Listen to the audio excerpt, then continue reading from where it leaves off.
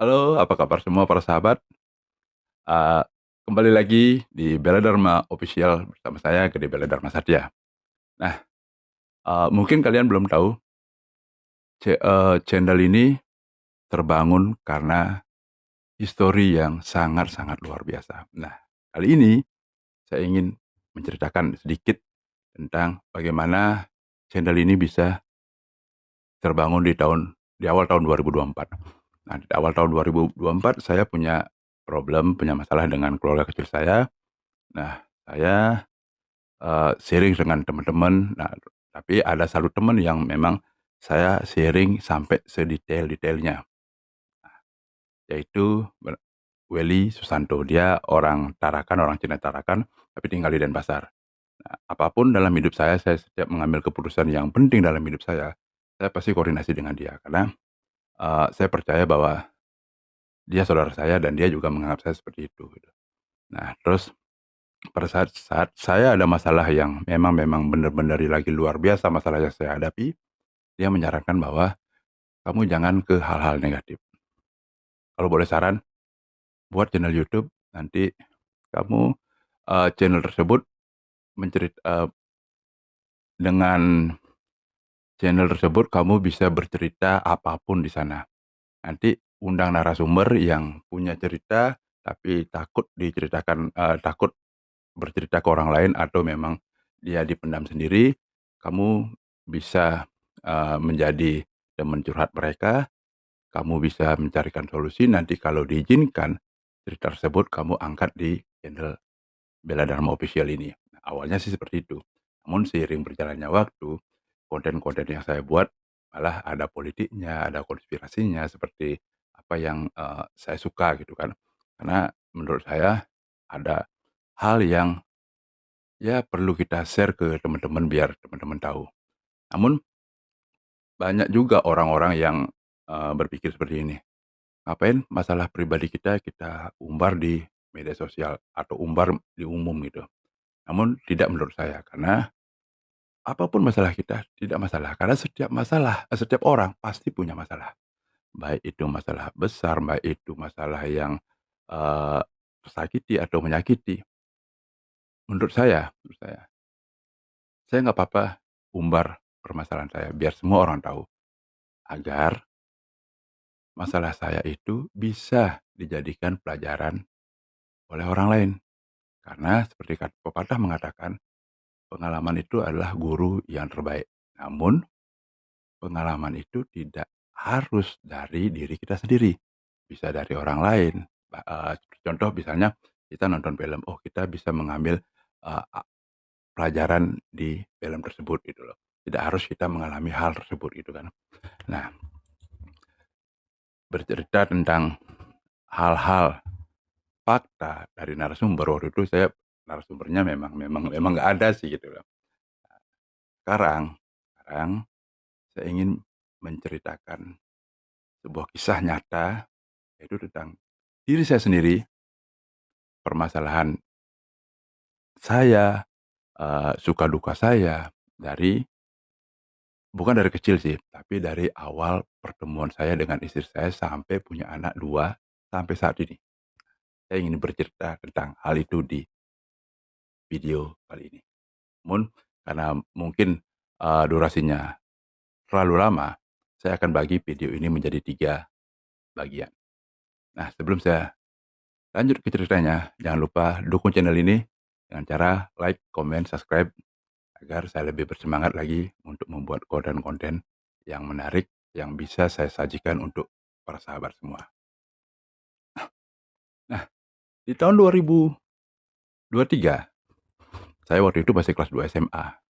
Nah, kan saya kelas 2 SMA, ada kelas 1 baru waktu itu, murid baru kelas 1. Saya bersekolah di SMA Udayana Tejakula waktu itu. Saya bisa dibilang atau bisa dibilang kategori saya murid yang luar biasa nakal waktu itu. Luar biasa nakal, ya maklumlah kenakalan remaja itu memang memang harus itu. Bukan sih memang harus itu, ya memang wajarlah gitu, tidak tidak tidak hal yang wow lagi gitu.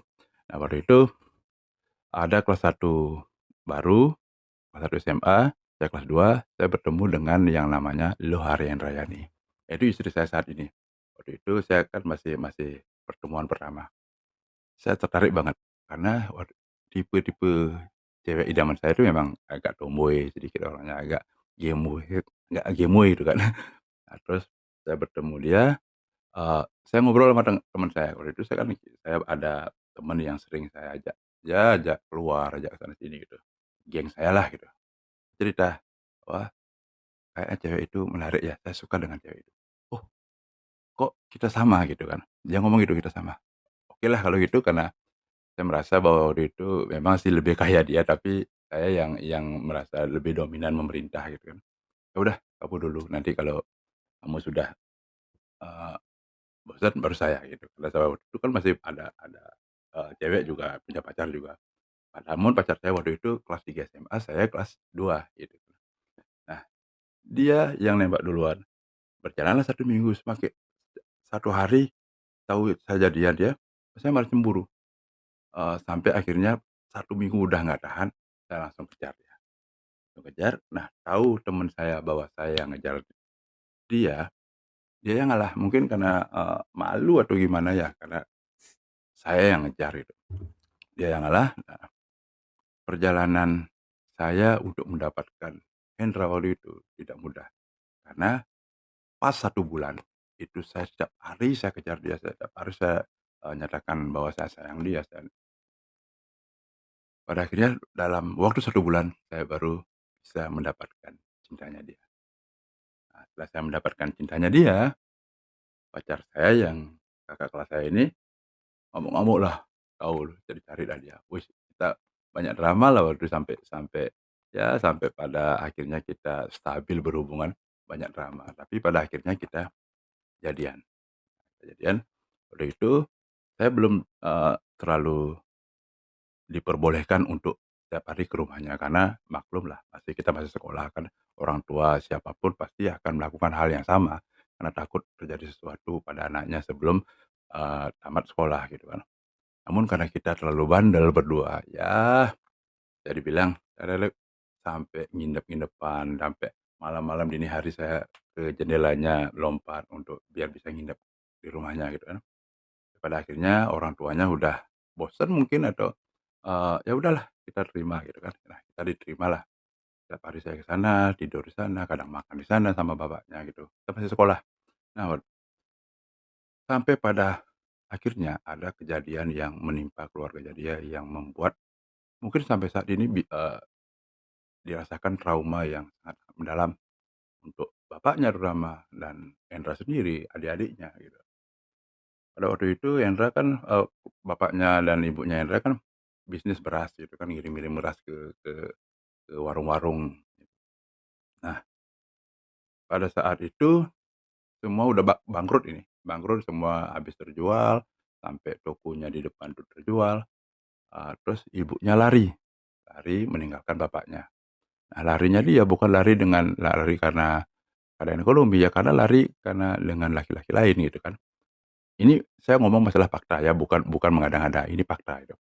Lari dengan laki-laki lain. Waktu itu betapa hancurnya bapaknya Hendra sampai ya kalau mungkin waktu itu udah berapa kali mau bunuh diri namun, semesta berkata lain bahwa masih hidup sampai saat ini gitu kan.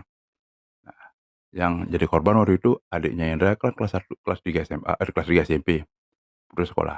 Terus Hendra waktu itu kelas 2 SMA, saya kelas 3. Dia hampir mau putus sekolah, terus pacar saya putus sekolah, saya nggak mau dong gitu kan.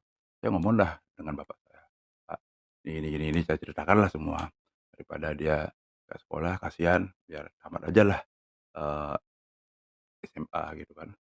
Akhirnya bapak saya yang membantu dia sampai dia tamat.